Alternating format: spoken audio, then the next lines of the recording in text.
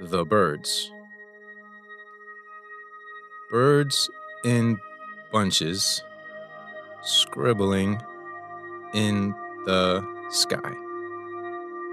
Their pen glides and curves, while mine digs, stops, turns, and shakes. They have endless ink, while the tip of my pencil breaks. Hanging above the threshing floor, my attention God takes. If I loosen my grip and soften the impact between pen and page, I'll float up to the birds and break out of this cage. Hovering above the threshing floor, an empty page, a white abyss, gliding toward my bliss. Today's movie is Paterson. Welcome to the Live a Meaningful Story podcast, where we explore connections between the movies we love and the stories we live. We are friends and colleagues with backgrounds in storytelling, filmmaking, teaching, and narrative therapy. Join us on our quest to unlock the power of storytelling for your life. I'm Derek Hatch. My name is Nick Natal. Hello, everybody. I'm Joseph Wilson. I'm Jason Lynn. You get the snaps. That was like a top tier intro. Yeah. That was really good. He got you on birds. Yeah, the minute you started with birds, I was like, I can't make fun of this ever. Even if I wanted. I was Jason. locked in. That was beautiful. Nick. So for the record, Nick, you wrote that? Yeah. Beautiful. Yeah. I love it. I wrote that without thinking that I was going to do that for the podcast. Mhm. That was just like while I was looking at the waterfall, which is the bridge behind my house. I was gonna say, is this before or after? That's that video of the birds in the air. Yeah, I've been looking at them for months. Yeah. So, no, it was after Paterson, but it was just personal time. So Yeah. that wasn't something I was going to share. Thank you for sharing that. You're That welcome. was beautiful. So we are not going to actually get to Paterson for like the next 30 minutes. So please, all you listeners. Lower your expectations. No, I'm no. kidding, no. Raise But- your expectations because I'm coming in hot. But please this is going to be more of like a comprehensive analysis of my spiritual walk with the podcast. Mm. And it's connected to the movies that I've shown in the past. And it kind of culminates in Paterson. Mm. So to put it in another metaphor, it's kind of like when you watch Paterson, these random characters come onto the bus Mhm. and you have these little minor conversations that are Mhm. connected to the bigger picture. Yes. So each movie that I'm going to discuss beforehand, which is Do the Right Thing, AFTERSUN, Inside Llewyn Davis, and Network, are kind of like them just hopping onto the bus as part of the narrative structure of Mm. this episode. Okay. It's funny because what was the first video that we did?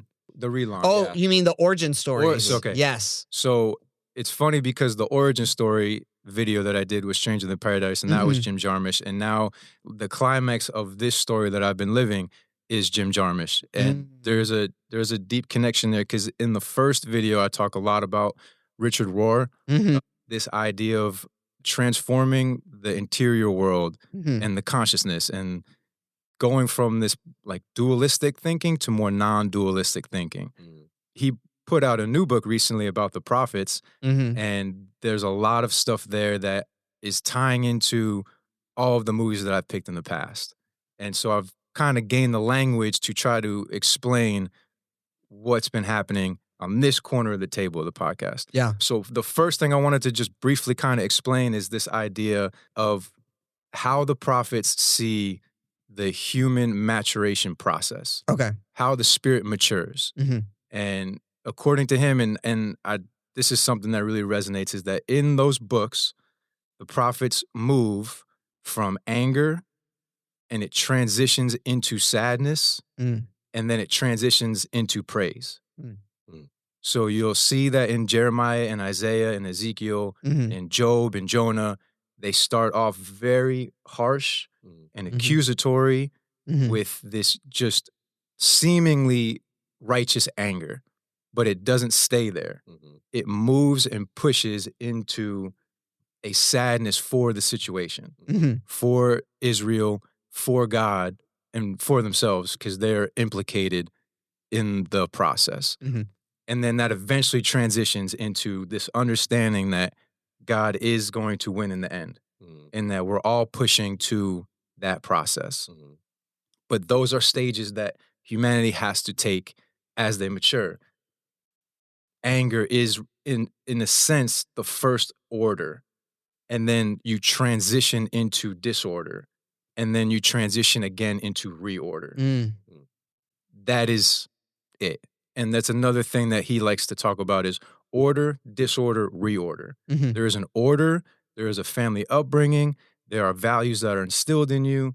There are systems that you live out of. They become who you are. And then a disorder comes, which kind of throws all of that out the window. It's more like colliding views because, again, you have a different upbringing. I have a different upbringing. And when we're trying to mesh those together, that could be the clashing of it. That, I think, is when you start to meet those different views, then your shadow starts to come out. And once that's revealed, then you kind of get thrown into this disorder because you don't know what you're talking about.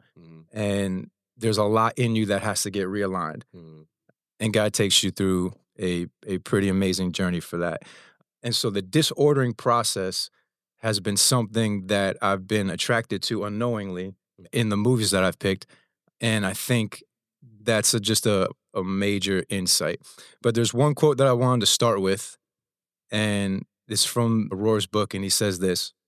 He says, "The Bible is an inspired attempt to write down what reality is saying through nature and history, and only occasionally through personal biography. The continuous storyline is that the joys and disappointments of the visible world are revelations of a less visible one. The less visible one is in control and is ultimately benevolent. Fair is our attempt to recognize and trust in such benevolence." God is in control, and it is our job to trust the unseen. And the Bible is the recording of all of that. But it says that it is an attempt to write down what reality is saying. And so this idea of realism in my biography, my film biography on the podcast is important to me. Because in order to go from anger into sadness, you have to push into reality. Because reality is inherently tragic. It is inherently sad. He says that Jeremiah's sadness, and you guys can jump in anytime you want. Jason's in deep thought. And anytime you want, I'm just kind of going. He says, Jeremiah's sadness and tears of lamentation appeared to be divine evolution of anger. He was unable to sustain his rage at the people's collective foolishness and felt the injustice of everything. Felt reality is invariably wept reality, and wept reality is soon compassion and kindness. Decisive and harsh judgments slip away in the tracks of tears. So I'm thinking, if we're talking about the prophets, I'm thinking of Jonah. So he didn't go through the process of realigning. That's a controversial topic in the book because Rohr claims that Jonah is incomplete as a man because he didn't go through that process. I don't disagree with that at all. I definitely think that's part of the story. And the idea that is kind of revealing to me is you look at these men that are writing, they are so flawed, and you get to see Jonah as this flawed man who didn't reach that stage, even though he was inspired to write the book. Also, I wanted to just briefly state, these short little conversations, they have the ability to blow up into a fireball, like the bus in Paterson. And if it does blow up too much, it's going to throw off the narrative. So I kind of just want to keep the mindset of we're moving towards something, but it can get explosive. And, and if anything, just go back to scripture. That's pretty much what it is. Yeah. And I will say, like in Jonah, he was angry because he knew who God was in a weird way. He knew that he was steadfast, loving, and forgiving. Oh, yeah. Like, it can be easy to say, oh, like, he was incomplete, and there might be truth there. But the thing is, it's because he was angry because he knew God's nature. It's like a weird it is collision of So he kind of just missed the middle because he knows and praises God and he has this anger, but he couldn't push into a sadness. Because true repentance is understanding the other side of it and understanding like that sadness and really understanding what the other person is feeling. I mean, you could argue that the time of him in the whale could be that sense of disorder that he's experiencing. But the thing that, like, you know, I've done, Jonah's probably one of the books I've studied the most for teaching purposes. So, like, Jonah 1 and 2 and Jonah 3 and 4, right? It's like Jonah has to repeat the journey over again. Like, and he has to learn the same thing in the second half of the book that he did in the first. Because even though he gets out of the whale and it seems like he's good to go, he regresses back to that anger, right? He regresses to what you said, stage 1. And he's left, when we leave him in almost a worse place than when we found him, because he accepts of who God is, but he's unwilling to participate. You feel like it's left open-ended? Very, very. Because I know we're getting off on a tangent, so bring us back if we need to. Well, go ahead. But I think it is left open-ended. I mean, Jonah, I strongly think Jonah is satire. So I do think it is a satire about the prophets. That's really and it is legit funny if you read it as a satire, right? But, you know, Jonah basically... That is really funny. I keep thinking, like, that's hilarious. It ends, I mean, like, think of how the book ends. It Jonah's ends with him on a hill. Yeah. Well, he's pouting. He's pouting. He's removed himself from what God wants to do. He's left pouting. He's got the plant that withered, and that's what he's pouting over is his discomfort, right? And the final line in the book is that, aren't I like compassionate, right? Shouldn't I have compassion for these people and their animals? And then it just ends. And it's very much that, like, well, it's a challenge to Israel, right? Because again, you know, God's showing favor to Israel's enemies, the Assyrians, that would have struck. And so it's that open-endedness of, okay, Jonah represents the Jew, right? He represents the Israelite, and he's left there, okay, if this is where God's going, and I'm over here pouting in my own little corner, what am I going to do about that, right? And leaving the audience like, what are you going to do about it then? Yeah. Because that's ultimately where God was leading to, letting the Gentiles in as well through Jesus. So it's like... Yeah, it was a huge foreshadow of that. And the Assyrians are the one who enslave Jonah's people, the northern kingdom of Israel. They enslaved them eventually. And it's like, well, if I want to have compassion with them, what are you going to do about that? And Jonah's sitting there going like, I don't want to. I don't want him. And then it just ends. Yeah. So this next quote in the book that I like, think of Jonah in this. Okay. Rohr says that he had a chance to meet two, it says, Maasai warriors in Kenya. And he says they were given permission by their elders to show him their caves of grief, where part of their initiation journey was that they had to literally learn how to cry for all the world. Plants, animals, fellow humans, earth itself, before they could continue onto manhood. Wow. That the idea is that grieving for reality is a part of manhood that Jonah didn't quite get. Yeah. It's that compassion that, Well, it makes me think of, to bring it to your films a bit. So your origin story pick was Stranger Than Paradise. And Stranger Than Paradise is a story about Willie who denies his heritage. It's actually kind of the opposite of Jonah in one sense, where Jonah is proud to be an Israelite. He denies his Hungarian, but yet at the same time, there is something that he's being pushed towards and he's running away until that last moment when he hops on the plane, right? And I think one of the statements I'll never forget that you said on that episode was that this is a black and white, I think you said a Christless kind of existence. It's a disconnected from the spirit existence. Yes, yes. There is a disconnection that the movie is artistically expressing. Well, and again, you know, you unpacked in that episode how this is your origin story in terms of not just like your upbringing, but also you found your love for film, right? Yeah. Because again, what I really gathered in that episode is you saw something of yourself in that story. But at the same time, what film has done is it's set you on a journey towards being able to see that there's more than just that reality, right? Right. Exactly. Jason, you've in a lot of thought. You have it's okay if you don't, and you're just still kind of. I'm just still like listening and processing. So I took one class for seminary before I did 516. I was going into the MDiv at PBA. I took one class, and I remember at the end of the class, one of the students asked, "What's the next class that we could take to help the poor?" And the teacher kind of just laughed and he said, "Just quit and go help them right now." And like then within 2 weeks, I think I quit school and did 516. Wow. It was so striking. Wow. It was the teacher didn't even hesitate. He said, "Just quit." He said, "You don't need to take a class. Just go quit and do it now." The only thing I remember from that class, like the one thing that I took away that stayed with me forever was when he went over the passage in Mark where Jesus heals the man with the withered hand. And so he heals the man with the withered hand. At first, he looks at everyone around him in anger. And it's in Mark specifically that says this. In anger at their hardness of hearts. The next thing he does is he grieves. Yes. And the next thing he does is restore. Yes. And so the process for restoration, anger is not the restorative force. It's grief. Yeah.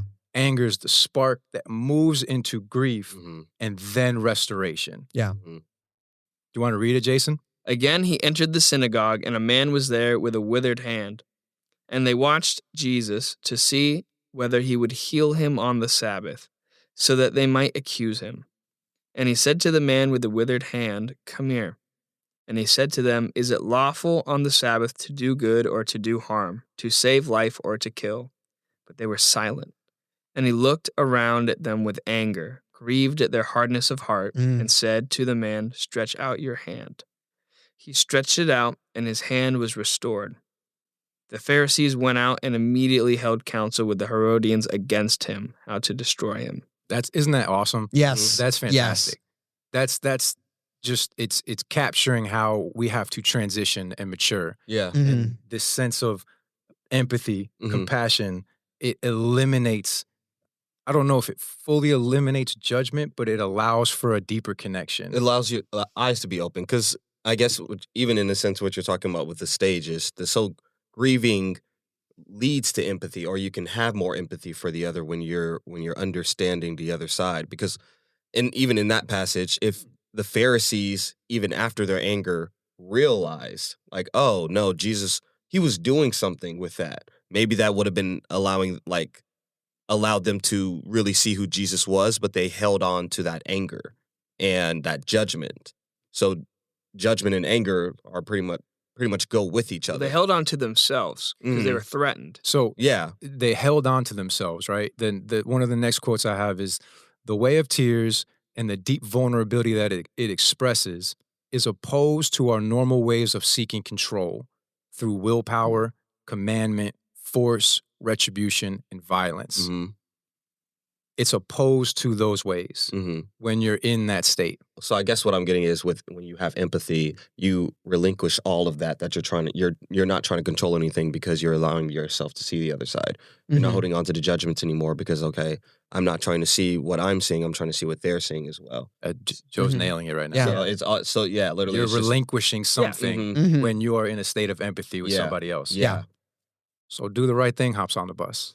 Let's talk about Do the Right Thing. Bro. Do the Right Thing comes up. Let's say they're the two little kids talking about the Halloween costume. I just want to have one final clarification with this movie and then kind of frame it in order, disorder, reorder. Okay. The one clarification, when we were talking about that conversation in the podcast, Joe, I validate everything that you said. Oh, yeah. Yeah, like it's agreed. I agree with everything, right? I think the movie is so complex. I think there's a range of emotions that you can experience. And I can even see the other side too. It's like, I think, though, the point that I want to make with this movie is that if it gets whittled down to just one action, and if it gets whittled down to did Mookie do the right thing or not, if that is what the movie gets whittled down to, I think that you're not reviewing the movie, I think the movie's reviewing you. Mm-hmm. I think that this movie is generated to create a sense of empathy for every culture in the story. Yeah. And to push into that. Yeah. And I think that's the right thing that the movie's talking about. Yeah, that's doing the right thing. Good. Yeah. And I think that's Great. that story. And I think in that sense, it's just a perfect film. Mm-hmm. And then back to order, reorder, disorder, right? Mm-hmm. So in the films coming up, there is a sense of order, even though it doesn't really look like order, in Do the Right Thing. Mm-hmm. Mm-hmm. Everyone has their own space in Brooklyn, and everyone's fighting for that space. Yeah. Everyone has their own cultural values. Everyone has their own cultural shadow. Yeah. Then it moves into profound, tragic disorder when Mookie takes it to an external form Mm-hmm. and throws a trash can. The movie positions itself to look for order out on the horizon. It's a hope on the horizon ending. Yeah. When the children are playing on the street over the ashes of the riot. Mookie's with his baby mama Yeah. and the son. Yeah. They're both. I forget what the pizza arena guy's name is. Sal. Yeah, where they're both like, hey, you take the money. You take that money. So okay. When the camera moves up and it scans the horizon, it's saying that there is reorder possible. Yes. They just don't know what it looks like. Mm-hmm. Nobody knows what it's going to be. Yeah. It's just they know deep down in the future, reorder, praise, people coming together is on that horizon. Yeah. They just don't know what it's going to look like. Mm-hmm. That's how I see Do the Right Thing. Yeah. If they get off the bus and AFTERSUN gets on the bus and they're the two anarchist students. It's actually kind of funny how well That's on the movies that's are on, blended. that's Yeah. on the Is there fly. any? Is there any other anarchists here? I think it's just us. Hey, you want to get a coffee before class? Yeah. Yeah. Brilliant, dude. AFTERSUN is the process of trying to reorder with a more active protagonist. So the protagonist is actively taking steps to try and reorder in the state of disorder. Yes. So you have an order in the beginning with these flashbacks. You have this relationship with her dad. You have the system that she's grown up in. Mm-hmm. And then it's a mix between that order and disorder. Yeah. And it's just a profound analysis Yes. on trying to find reorder and disorder. Mm-hmm. However, it ends with no note of, is it possible to reorder? Is it impossible to reorder? Mm-hmm. It just ends. Yeah. There's no denial of the hope on the horizon, and there's no affirmation of it. Yeah. It just ends. Yeah. These are the two structures of those two films. They hop off the bus, and let's say the two guys talking about the girl that they can't get, neither one of them can get. And let's talk about Inside Llewyn Davis and Network real quick. Oh, here we go. But I am so dead serious. This is so important to how I have changed my look on film, and it's thanks to this podcast and these friendships. Inside Llewyn Davis and Network are the same movie.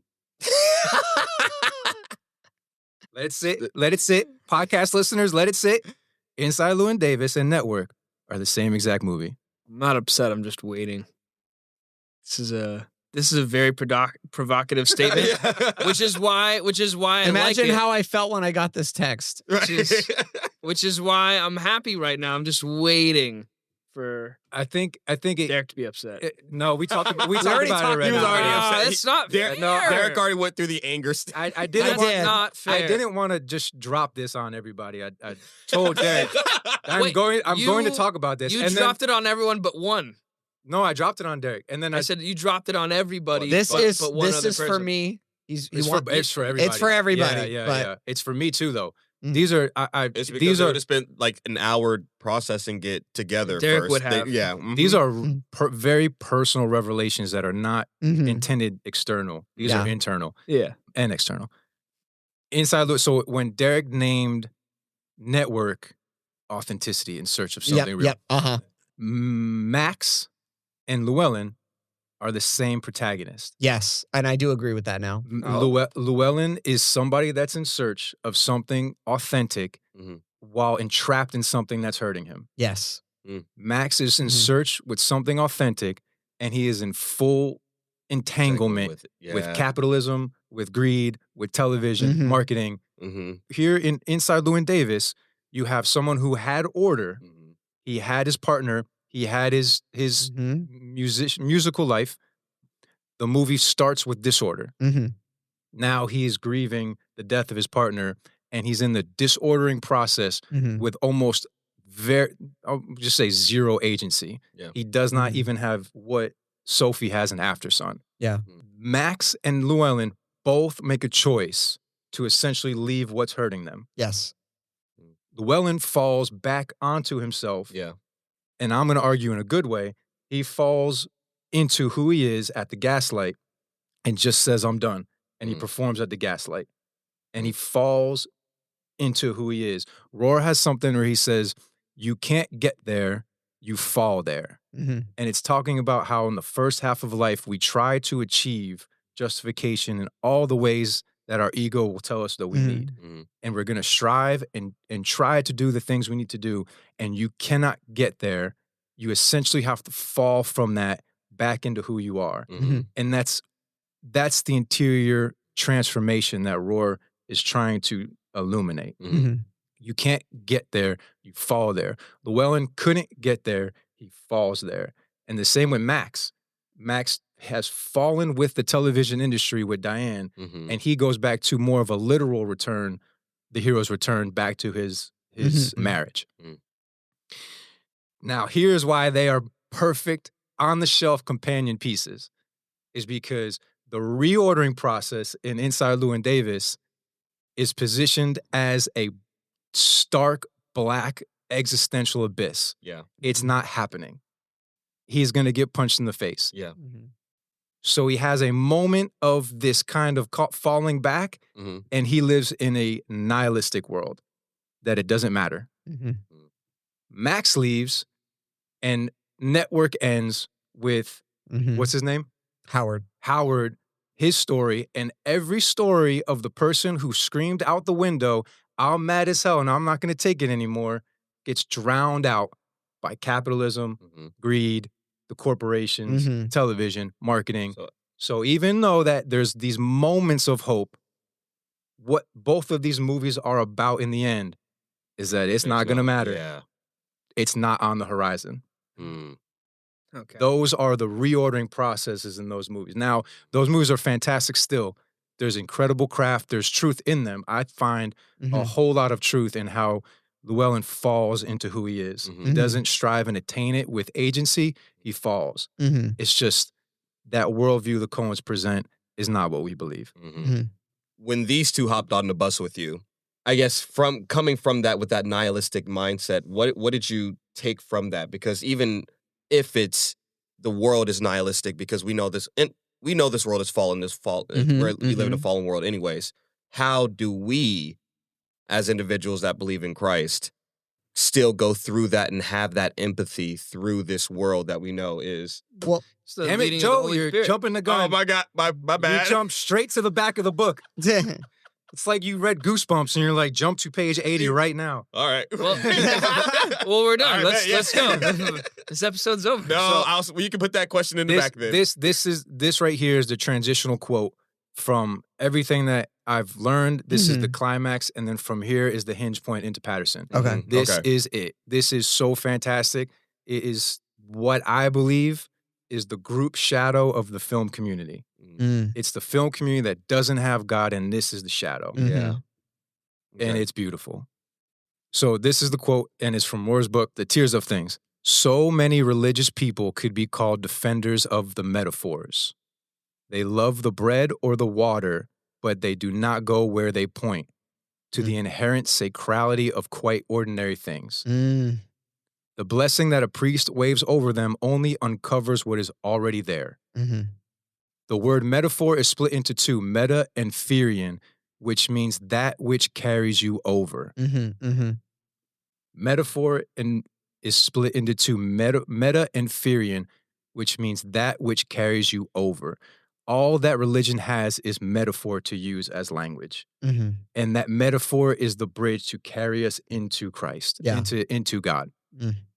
And I was talking to Jason, that's what we do on the podcast, is we search these metaphors to carry us into revelation. So this is personal. I've alluded to this story before, but I don't know if I've ever, you guys can correct me if I'm wrong. Maybe I've shared this on the podcast. I'm not sure. But when I was in my state of disorder, I've had 2 moments in my life, like profound, couple 2 to 3 year long periods each where I was in really profound states of disorder. The first one that I was in was the first couple years of my marriage.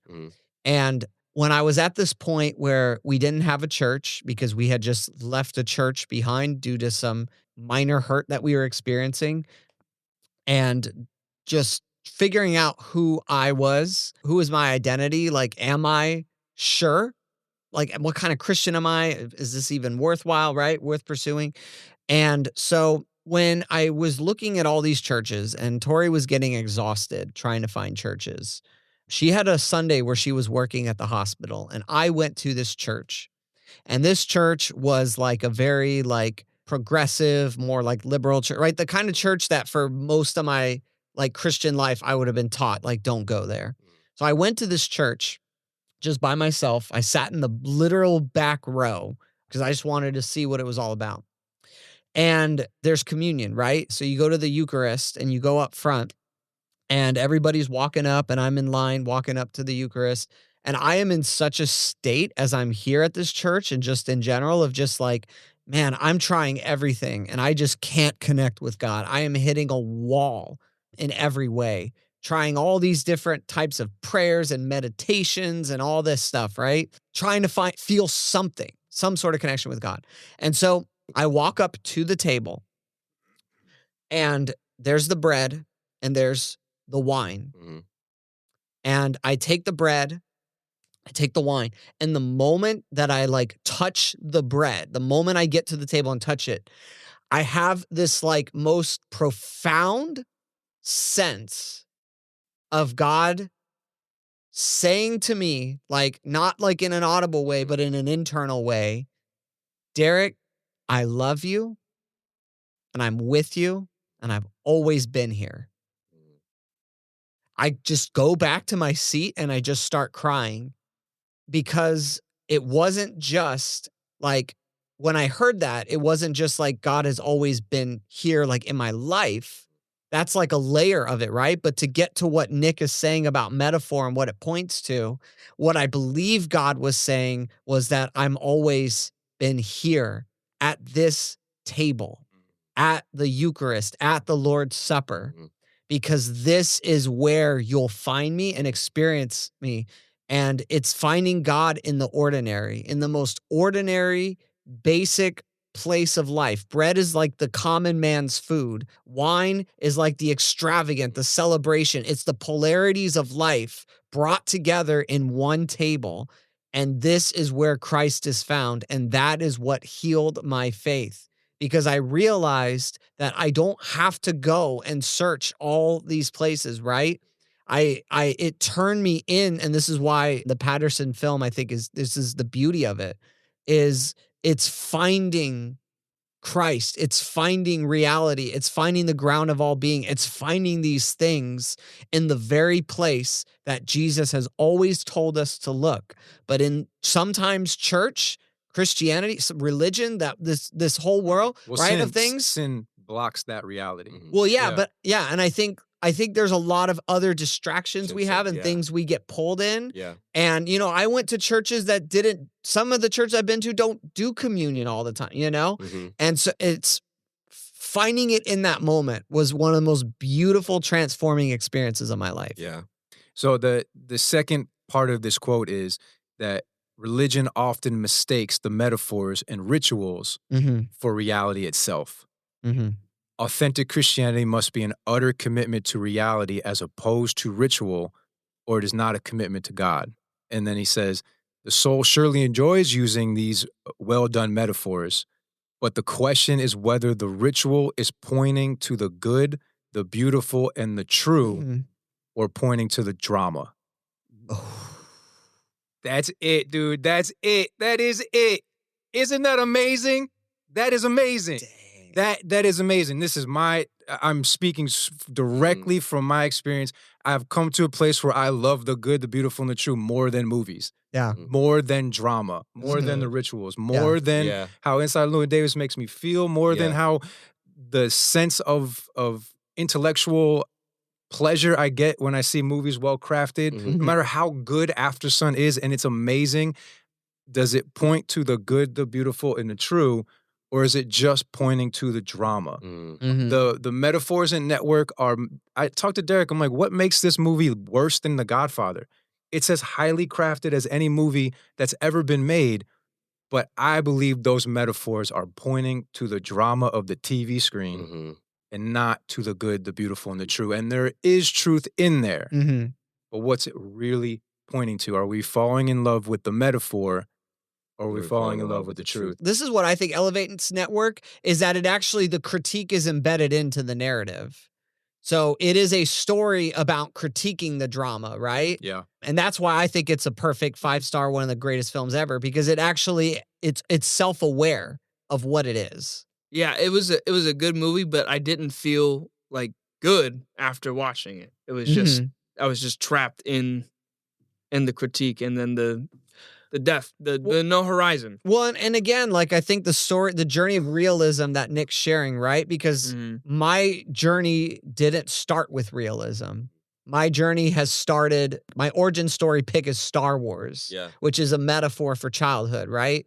Like, my childhood go-to movies were fantasy, sci-fi, horror, like all of those kind of genres, right? Nothing really rooted in reality. Yeah. I think when I got into late middle school and I got into high school, I did begin incorporating a lot more realism into my tastes, and I think I have ever since then.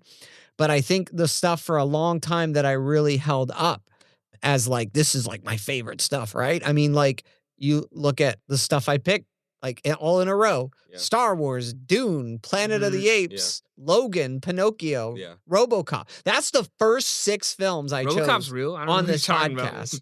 Well, to me, they're real in a sense, right?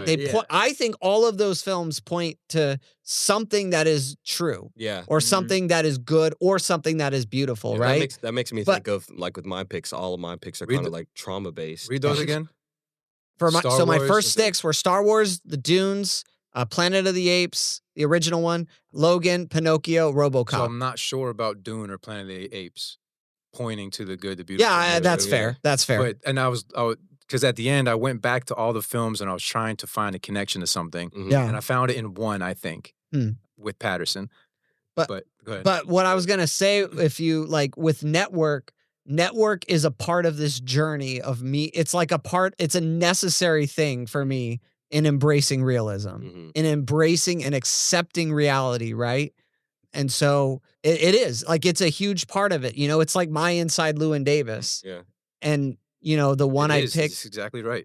Yeah. The Tree of Life, Mr. Smith, Inglourious Bastards, like, these other movies are pushing closer to reality in different ways. And they're all different pieces of the puzzle of my journey with realism. Yeah. And when we get to the last film I'm going to pick for the podcast, I think it's the culmination of both. It's how do I have the metaphor and how do I have the realism? And I think they're going to go together. Yeah. You'll see there. If I can share. Yeah. Like thinking about that, I was thinking that all my movies are pretty much based on sense of being in some type of trauma, but still wanting and pushing towards a community. Within it. I'm thinking of Watership Down, the origin story of Age of Ultron, Fury, even with the movie Four Brothers. Like, all of these movies are just like, something has happened that would want me to not be a part of community. But that's what I truly want and truly know that I need. Yeah. It's like, that's cool. This is so good, Nick. Keep going. So now it's time, after almost an hour maybe. But now let's jump into podcast and the number one the antagonist in the whole podcast journey, Marvin. That dang dog. Dang dog. I don't think I've ever disliked the animal so much. I love Marvin. I like the crocodile on Lake Placid more than Marvin, bro. Because I shoot Marvin. Amazing. I felt Patterson's I can't go off on this dog, but I'm so I'm festering inside. What makes me so happy is because I'm not sure Joe knows the metaphor yet. Do you think you know what Marvin represents? I don't think I like you, Marvin. Well, okay, It's so funny. If I'm thinking about it, what is it? Like a reflection of himself because he doesn't even want his. Okay, then no. Nick spoiled me. Lay it on us, Nick. I'm still trying to understand, even though Nick spoiled me, but I'm here for it. We're ready. Go ahead. All right. The main image of this movie, the snapshot of Patterson is when Patterson takes Marvin out for a walk, and Patterson goes left and Marvin goes right, and the leash pulls and yanks Patterson like this, and he's like this way, and Marvin's going that way. Marvin is Martha doing the dishes, and Patterson's Mary sitting at the feet of Jesus. Marvin is the active life, and Patterson's the inner life. Marvin is going to all your birthday parties and all of your family engagements and everything that you have to do that takes away from you building with your mini mates and your Legos and your short films. Marvin and Patterson and the leash is the balance between serving and praying and solitude. And Marvin knocking over the mailbox is no different than a rat chewing through your wires in your car. Yeah. Damn straight. And Derek falling through his roof. Trying to and Derek's flat tire. And it's shown you in a way that is so gentle and tender and kind and funny, where Marvin just tips the mailbox over. And Patterson has to do it every day. And Patterson goes, "Hey, honey." And then he goes, "Hi, Marvin." Yeah. It's he loves his wife. Yep. There's this real tension that love calls us into that is not easy. Yeah. And he likes to be in the basement. He likes to write. He likes to reflect. He likes his interior world. He likes to sit on the bus, and then the bus gets knocked on by the guy with the list of external problems. Yeah. And Patterson is trying to figure out how to relate to his identity as an artist, to art, to his community, and to his wife all at once. Yeah. That's good. And that's good. I was telling Jason, it's everywhere in the story, even when the guys roll up in the car and they're like, "Hey, my G." Yeah. That's the kind of dog that gets you dog jacked. He goes, "Oh, well, I guess I got something to look forward to there." When that like, and then he ties him up and is like, "Don't get caught. Don't get dog jacked." Yeah. Let's I wish I could just leave that active life and just go be in this. Well, he is leaving it, so I noticed it the second time around. He ties it up. He ties it that up. dog is shown outside the bar purposely every time. So he is separating from his wife and his responsibility and just the active life. Yeah. And he's going to have a drink. Yeah. Yeah. And it's every night. And it's every night. In his routine. And it's in his routine. Yeah. I thought it was awesome. He goes, "Oh, well, guess I got to cuff you now, Marvin." Yeah. But even after that, he doesn't care. He still leaves him outside, like even after a warning like that. His journey is to reconnect with what the meaning of what he has and basically reality itself. Because he isn't treating it. It's funny because there is moments where they love each other. It's a funny relationship. Yeah. And they're great opposites to show their personalities. He's just like, but there's sometimes I'm like, "Whoa, he doesn't love her." I was like, there's a few times I was like, he's struggling with accepting her, accepting the role of. There's a moment where I'm like, does he ever spend time with her? Because I feel like the only time that I really see him spend time with her that much is in the morning. When they flash back to Monday, Tuesday, Wednesday, and when he's sitting apart from her towards the end, but the others are close. It's like, I mean, but but the thing is, I also think we're coming from a husband mindset. Yeah. But at the same time, at first I was like, does she know that he's walking Marvin, or does she think he's just walking, or does she know that he's going for a drink at the bar? And she always says, "I love the and then she says that. I'm like, oh wait, this is like, she's not spurning this. There's no. It's like he goes and has his time, and she's fine with it. And then he even says, "My wife understands me really well." And you just feel like the love and the tenderness there. Like, I think this a beautiful coexistence. This relationship is very together. tender. It is very tender. It is very loving. there's a part of me, like, as someone who's been married for 11 years is like, That's crazy. It's- Sorry. yeah. I feel like Well- I got dropped on like 11. Yeah, 11 years, yeah. So I think the great. thing that's kind of sad that Tori and I both were seeing as we were watching is like, there's a disconnect between them. Mhm. Yeah. Undoubtedly. Mhm. And I think they're trying the best they can Yeah. to be with each other. And I think he's a little more closed off than she is. It's more of a coexistence than a merging. Because when I feel like when you Yeah. That's a good word for it. When you get a partner, you start blending with like what they like and what you like, and it's more of a blend than like a complete like this is my island, this is my island. Well, I Yes. think that's the conflict in Patterson is he Mhm. struggles to merge. Yeah. Yes. He's Yeah. so fiercely internal Mhm. that his great conflict is to get out and merge. Mhm. Yes. And that's why there is that disconnect in the relationship. Mhm. Yeah. And I love how opposite she is and how free she is to Yes. express as pitted against how Patterson is. And Yeah. it's Well, cool. she's free. And I kind of interpret it like, She's not totally free because she has Yeah. her own yeah. issues. And, But she's the kind of person who's got all these different talents and she's got all these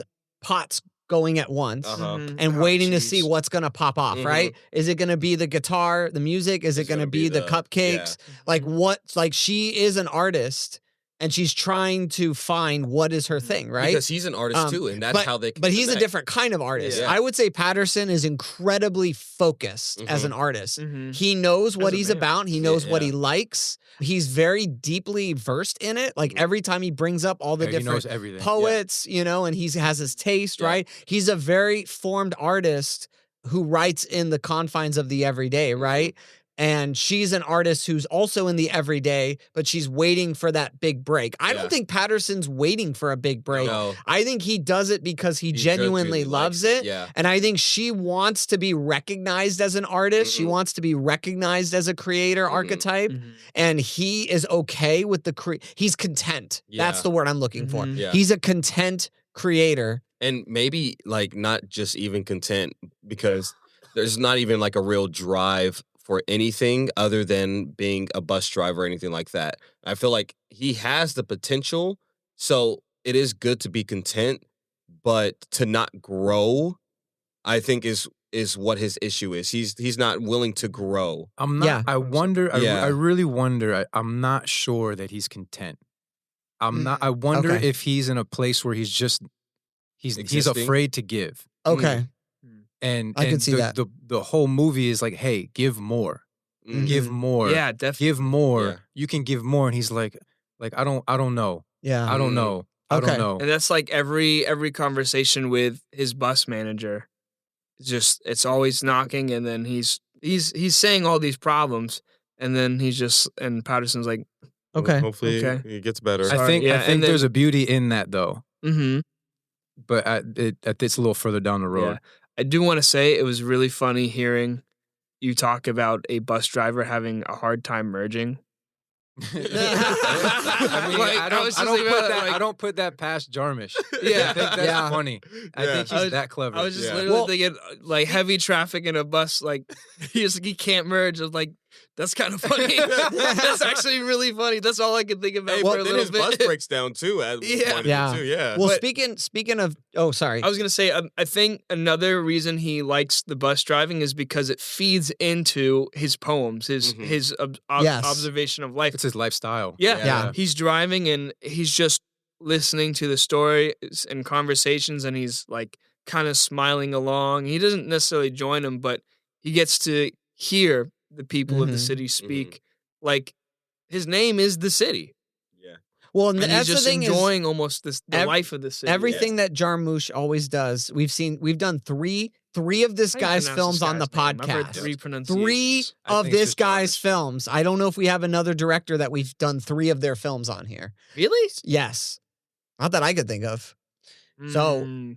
So anyways, back in one days. of the things that I've recognized about him is that everything that doesn't seem intentional, you have to ask why. Mhm. Like, why is that there? Okay, so the protagonist's name is also the name of the city. Mhm. That's obvious. What Mhm. was not obvious to me was that his favorite poem or poet, excuse me, William Carlos Williams. William Carlo Williams. William Carlo Williams. Thank you. William Carlos. One of his magnum opuses is a collection of poems. The real life poet. One of it, you know what I'm going to say here? No, I don't. One of his context coming out. Yeah. One of his real life collections of poems is called Paterson. Okay. Oh, just wait. It keeps going. So this poet was a doctor. So he was in a job, a day-to-day job where he spent time observing and watching people, and then he wrote his poetry.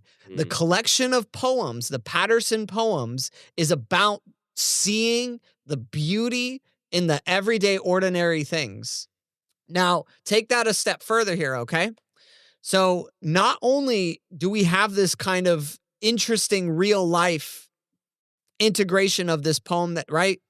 So then the poems that Paterson wrote in the movie are actual poems written by another poet. Yeah. Oh, those were actual poems. Those are actual poems. Half of those actual poems were written many decades ago. The other half of them were written specifically for this movie. By a poet. Yeah, by Jarmusch. the same poet, though. Was the Matches one for this movie? Probably, but I don't know. I don't know which one specifically. I couldn't find that. But yeah, so there is one poem that Jarmusch wrote himself for the movie. Is it the last one? No, it's actually the girl's poem. Oh, that was the best Which one. one? Yeah, that's what I is the said. best one. I was like, that was the best poem, and that's actually Jarmusch wrote that poem. Okay. Which is awesome. That's cool. Which is awesome. Falls. Some people call it rain. I was like, Yeah. yo. Yeah. Yeah. Spit bars. That was a good one. I liked all of them. I think just get this profound kindness coming from this film. Even when that little girl turns and says, a bus driver that likes poetry. Yeah. Awesome. Yeah. I would just wonder how many people felt seen in that moment. Yeah. Like this movie is just like shining a light on the audience and saying, how awesome is this? Yeah. Like that. This movie made me like write Nancy a poem after. I was like, I'm in the mood now. I just wanna write to her. Yeah. I was going to say, like, 2 other moments of kindness. I feel like this movie is really good at thwarting your expectations or even, like, bringing out, like, okay, normally in this situation, this happens or this would go bad. Like, she finally gets her guitar and your thought might be, she's not good. And she's pretty decent for day one. Like, she's good. Yeah. Okay, she's getting, like, okay. Wow, I really expected the otherwise. And then all the dudes roll up in the car. And there's no danger. Marvin doesn't get taken. He encourages him. The guy pulls out a a gun, and my heart actually dropped when I was watching it. I'm like, dang, okay. He pulled out a gun. And then it's just Everett. Everett. He's like, if I can't, nobody move. That moment. Oh, yeah, that's right. Yeah. Like, what are you doing, bro? Nobody. He's just like. And Patterson was in the military. He just disarms him. He goes, "It was a foam bullet." Yeah. No, he's ruffled. He's like, huh? What? Yeah, I don't know. Okay. Yeah. He's in a weird state there. Yeah, but I mean, like when he's talking to his wife when he gets back home. Yeah. Marvin doesn't get stolen. Yeah, he leaves him outside the whole time. The whole time. Like, I was waiting this for is it. a very frustrating. This is a frustrating movie to watch as someone who loves screenplays, because everything in your screenplay is supposed to be like pointing to something, like right? And I'm like, okay, this is Jim Jarmusch, so I have to think the opposite as I'm watching it. So if these guys come and talk about a dog napping, the dog will not get napped. The movie actually, unfortunately, became really predictable once I started to implement that. I'm like, okay, everything you think is going to happen is not going to happen. I enjoyed it. But I think that's what makes him a unique filmmaker, you know? The meanest thing is that he only took one bite of that muffin and put it back in the box. Like, not good. There's 2 lines that kind of summarize the film too. Okay. It's Everett when he says, without love, what's the reason for anything? Yeah. That's at the core of it. And then also the bartender when he's playing chess. And Patterson goes, who are you playing against? And the bartender goes, myself. This is the conflict in Patterson. It's the internal versus external. Yeah. We're playing against ourselves and we're trying to push into love. Yeah. I told Jason this. If anyone ever asks me, if you're listening on the podcast and you wonder, what does the Holy Spirit sound like? Show me a movie where I can hear the Holy Spirit or I can get to know the Holy Spirit's voice. What is that interaction like? And I'm going to point you straight to the Chinese man at the end of that movie. Yeah. I think it was from Japan. Osaka. Japanese.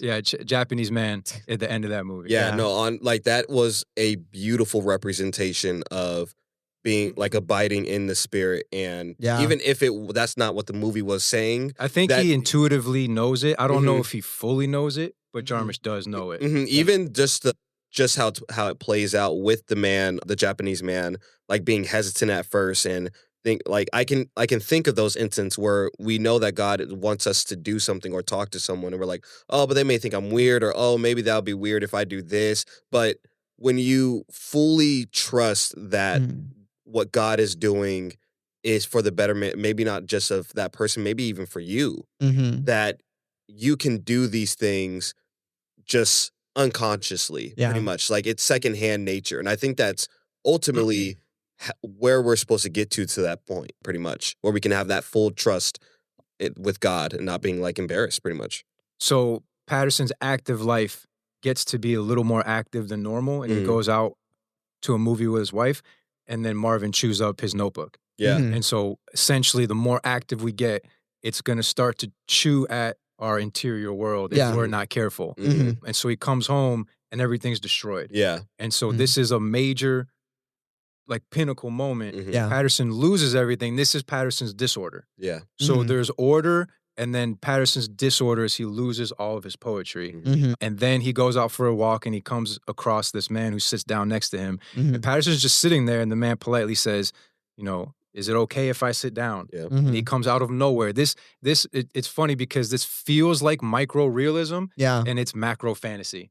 That's a supernatural moment. This is a macro picture, and it's bordering fantasy surrealism more than realism.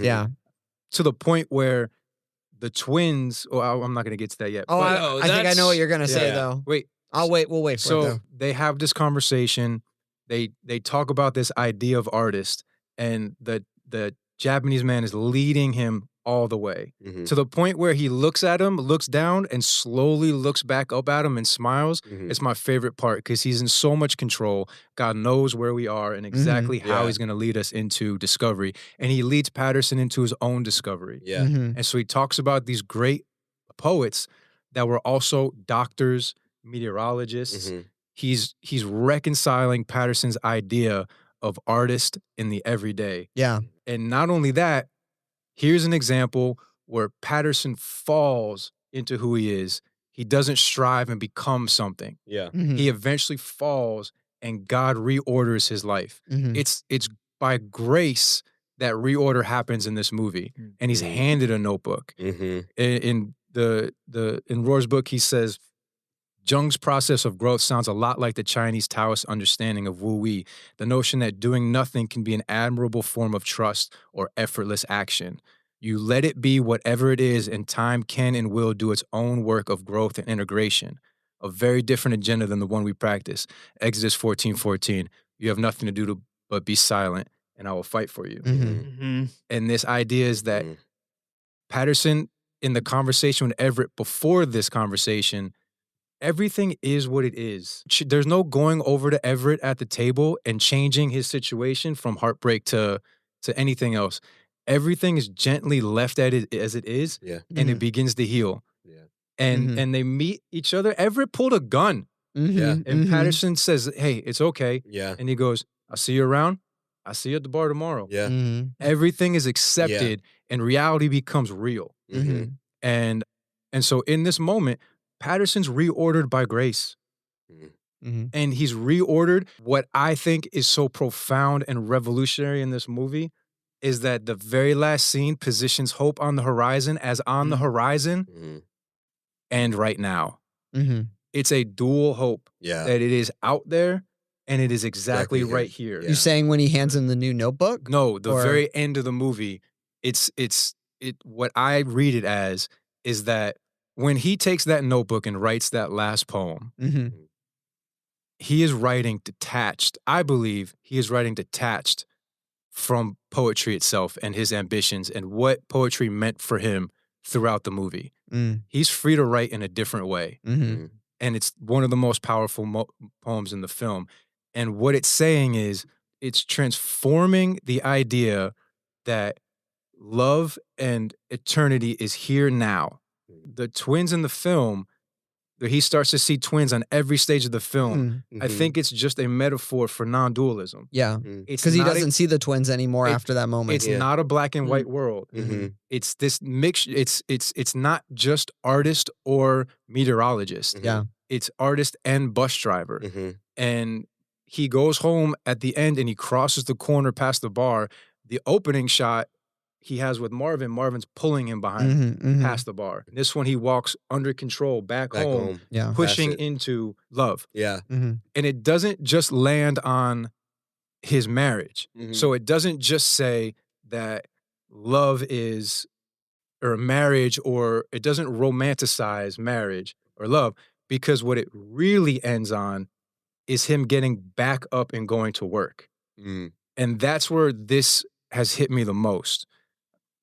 Because in the hero's journey, the apotheosis is like the big realization. Yeah. Like that big epiphany awakening, That art and every day is not separated. That you can have this interior life and exterior life and they can be one. You can move together with them. You can be with Jesus and serve at the same time. So these things are not separate. They're together. Not only that, every conversation in the movie, every person that got on the bus, all of the artists that he talks about from Patterson on the wall in the bar, everything has this connected whole that creates this poem of a movie. And that's our life. It's this poem of the story of our lives, right? Yeah. And once you have this enlightenment, right? Once you go through this spiritual process, guys, this is the next step. And it's re-engaging with the world. So it says in the apotheosis part in Joseph Campbell, he says, and he's filled with compassion for the self-terrorized beings who live in fright of their own nightmare. He has to rise and return to them and dwell with them as an egoless center, as an impersonal cosmic force. And this is the great compassionate act. To continue with this internal center, press back into reality to where you're going to get beat up again. So when you press back into UII, Joe, you continue as an act of compassion to bring eternity into that workplace. Not only to the kids in the community, but to everyone you're working with. Yeah. You choose to get up out of bed and you go back into the world. Jason, that's what we're doing. I'm choosing. I have to choose to get back up and go into the restaurant, and I'm getting beat up every day. I start with a center of compassion. I start with the sense of we're all connected in one. And the world beats me up every day by the end of it. But I'm able to start every day now with this sense of center, this egoless center, this impersonal cosmic force, this empty vessel from God where personality and preference and these things have kind of been put to the side. And I can now create differently, like Adam Driver creates differently at the end of Patterson. There's no longer I who live, but Christ who lives in me. And you are the light of the world. Patterson, it's not about Patterson now becoming this great artist. It's about Patterson having the freedom to live, and he can do whatever he wants. He can go drive the bus, and if he wants to choose, he can print out his poems and take further steps into becoming an artist or a well-known artist. So one thing to add to that, so this last story that he shares about the fish, right? And by the way, really well said, everything there. The last story about the fish. So one of the most famous contemporary poets, writers that we have is David Foster Wallace. And David Foster Wallace, one of his most famous works is This Is Water. And when I made this connection, I was like, oh, this makes sense. Because he says in that poem, would you rather be the fish, right? And I was like, why is he stuck on the fish? And then I'm like, oh, it's the David Foster Wallace poem. I know a little bit about poetry, and I know that. This is what it is. I know a little bit about it. There are two young fish swimming along, and they happen to meet an older fish swimming the other way, who nods at them and says, "Morning, boys. How's the water?" The two young fish swim on for a bit hurriedly, and then eventually one of them looks over to the other and says, "What the hell is water?" That's funny. That's perfect. Yeah. It's perfect. And so I'm like, oh my gosh, he'd rather be a fish. Mm-hmm. Like, that makes sense. There's a scene in the movie Soul that kind of references this about the fish. Okay. Realizing they want the ocean, but they're already in it, right? Yeah. It's learning to have that sense of like, I'm here. Like, I'm surrounded by poetry. I'm surrounded by the beauty of it. So I don't know. With the poem, maybe you guys will help me out with this, but I've been listening. I'm going, wait a minute. So there's black and white all over this movie, right? Mm-hmm. Everything she's painting, she's wearing, her guitar, everything black and white. Mm-hmm. The cupcakes, everything. And there's these two sides, and there's twins, and you guys just happen to have a resident bird specialist on hand. Mm-hmm. And so one thing I liked is that I could tell what birds were calling in the movie. There was mourning doves. There was blue jays. This probably isn't actually in the thing, but blue jays are like pretty territorial and scrappy. And mourning doves are about as peaceful as the symbol that is accredited to them. But at the end of the movie is a cormorant. What is that phone book? Yep. It is a diving bird. So this bird exists in two different areas. Mm-hmm. It's in the heavens. That's awesome. And it flies along. Yeah. But it rests and it dives in the water and it fishes. Okay. So it brings out of the water into the heavens. So that's so cool. Yeah. 5-star for Jason. So this bird, after which I've actually named my letterbox. Your letterbox, from. yeah. That is my letterbox, is the cormorant. Eugene Peterson's one of my favorite pastors, theologians. He's taught me like the art of slowing down and contemplating in life. He's got this amazing book called The Contemplative Pastor. It says, pastoral work, I learned later, is that aspect of Christian ministry that specializes in the ordinary. It is the nature of pastoral life to be attentive to, immersed in, and appreciative of the everyday textures of people's lives. The buying and selling, the visiting and meeting, the going and coming. And I feel like that's what Paterson, the movie, is, right? I feel like it's being in tune with the ordinary. Mm-hmm. It's very hard. It is hard for me to do this. It is hard for me to watch a movie like Paterson. It is hard for me to be in tune in the ordinary because I'm always thinking big. I'm always thinking macro. Like, what are we working towards, right? But people like Eugene Peterson and films like Paterson are so good at slowing me down. The other quote in here is about art. And it says, art means that we give ourselves to the encounter, to the occasion, not condescendingly and not grudgingly, but creatively. We're not trying to make something happen, but to be a part of what is happening. Yeah, that's hard. It's hard because I'm always trying to make things happen. So there's one little secret, I think, that God showed me in the movie. And I was reading Joseph Campbell's the Hero's Journey, and Dante's Divine Comedy came up in one of the passages, and it really struck me. And so I remembered that there's a picture of Dante in his lunchbox in the beginning. In his lunchbox, he pulls like a note card out, and he goes, Dante Alighieri, and then he just puts it back down and eats his sandwich. Did anybody catch that? No. Yeah. Anybody remember that? I do. He was like, oh, like his wife was in there one day. Yeah. First of all, and it's Dante. The first picture is his wife smiling, and the second picture is his wife doing this. Yeah. Okay, It's it's really coming back to silly. me now. But then he pulls out a picture of Dante, and I looked up the end of Dante in Paradiso, and Yeah. I think this sums up maybe Jarmusch's these three films: Strange in the Paradise, Dead Man, Paterson, and this is my spiritual journey, and it's got to be others' spiritual journey. But it says, finally, Dante comes face to face with God, and God appears as three equally large circles occupying the same space.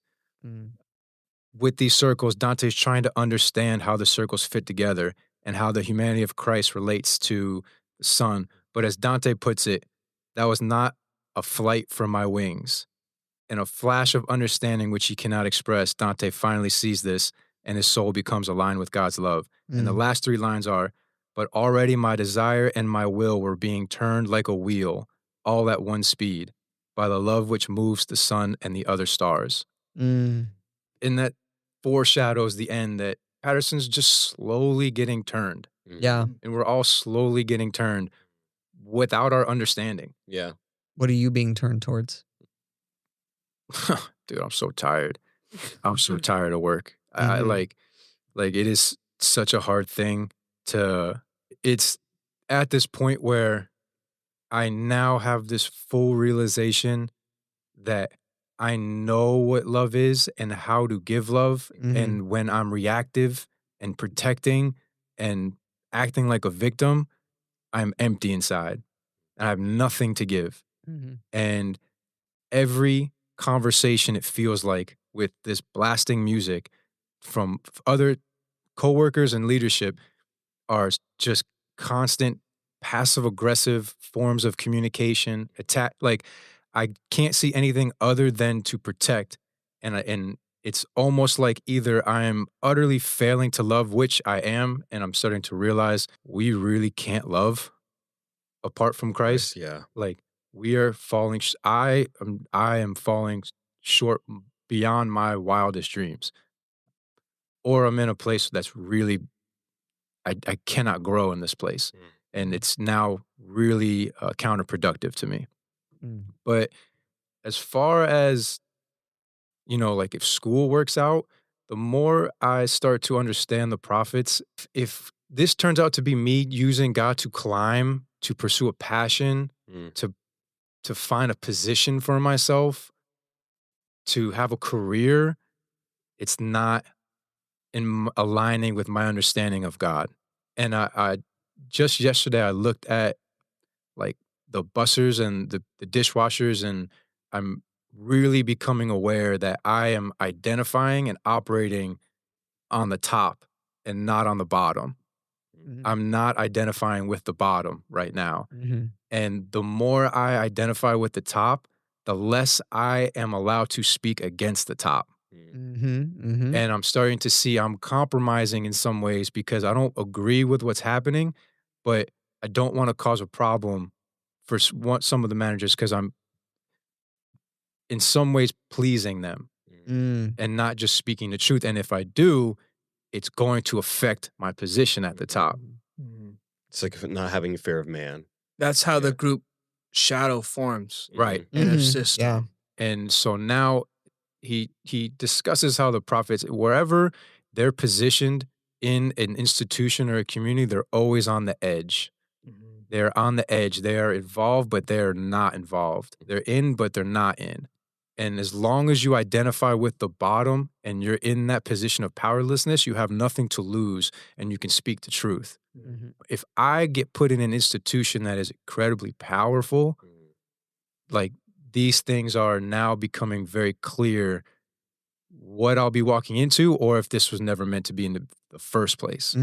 So the idea of, what happens, I still don't know. There's a part of me that believes Monday, after this podcast, Monday I'm going to hear from them, whether it's a yes or a no. Like, I for NYU. Yeah, I kind of believe Monday I'm going to get that email because I've kind of come and discovered all of these things. The first thing in the origin story that I asked for on camera was I want to use film to spark a sense of compassion. Yeah. And it's at this point now that I have this sense of compassion and the idea that we are all connected to each other. Even at work, we are all not separate. We're connected, but nobody knows that. So It's our welcome in their own Well, it path. sounds like Patterson is really the maturation of so many themes and things that you've discussed on this podcast, right? And this is, like a series on authenticity, and this is the last installment of it. And it really does sound like, this is a film that is exploring what it's like to live an authentic life, in the everyday, but also feeling your artistic passions. Yeah. And you've shared very authentically about your journey and the different things you've experienced and where you're at now. And the journey that you're on, where we don't know. Well, by the time this episode's released, we'll all probably know. Yeah. But at the time we're recording this, we don't know, like, what does your filmmaking journey look like moving forward? Do you feel like, even if you didn't get into NYU on Monday, would you find yourself, like Patterson, still making films? Like, do you like? I'm just curious. Like, where do you see that as your role? In terms of, is it your passion more than what you're striving for the career as? Well, so this is also in the Hero's Journey book, but it says the traditional idea of initiation combines an introduction of the candidate into the techniques and duties and prerogatives of his vocation. It's an introduction to what he's getting into with a radical readjustment of the emotional relationship to it. The hero's taken on a journey and he's introduced to the vocation that he has. And he has to get his emotional relationship to it radically readjusted. I think if I'm supposed to be in the film industry or filmmaking or whatever, it's not going to be because I want a career or I want to make money or I want to express myself. It's not going to be because I'm connected to the metaphor and it's my God. Those things have been purged. Mm-hmm. Like, they have been purged. This is not my God. Metaphors are not my God. Money's not going to sustain it. Mm-hmm. So if I do go that way, then there's a reason. But I don't know. I kind of don't think. I go back and forth. I kind of don't think it's going to happen. I think it's going to be something simple. But I don't know. I don't know. I have no idea. Well, Nick, thank you for bringing this episode. This is a great one. Our longest episode I think yet. I'm not gonna lie. I think this is my fave. This was a really, really good one. Yeah. Mm-hmm. I'm super tired. This has been a banger series, I gotta say. Megamind 300 Network. Oh, it was almost Paterson. Amazing that they're all one-word titles. I just realized that. Amazing, amazing set of episodes. If you haven't heard the other ones, go check them out. And we're going to go in the complete opposite direction for our next series. Yep. Nick doesn't have to think so much now. I only got one thing to say about Lake Placid. Because next month... And it's a fireball. Because next month is Schlockfest, y'all. Let's go. Schlockfest. Turn your brain off. Yep. Just through all this deep depth, we are just going to bring our authentic selves in the dumbest ways possible. That part. Yes. Join us for that. Yes. And until then... Excuse me. Aha. Thank you for listening to the Live a Meaningful Story podcast, produced by All Things Narrative. If you'd like to learn more about our coaching, workshops, events, please check out allthingsnarrative.com. You can also follow us on Instagram, Facebook, and YouTube at All Things Narrative. If you enjoyed this episode, please consider subscribing and leaving us a 5-star review on Apple Podcasts, and tune in next time as we continue exploring the stories we love and the stories we live. Take care.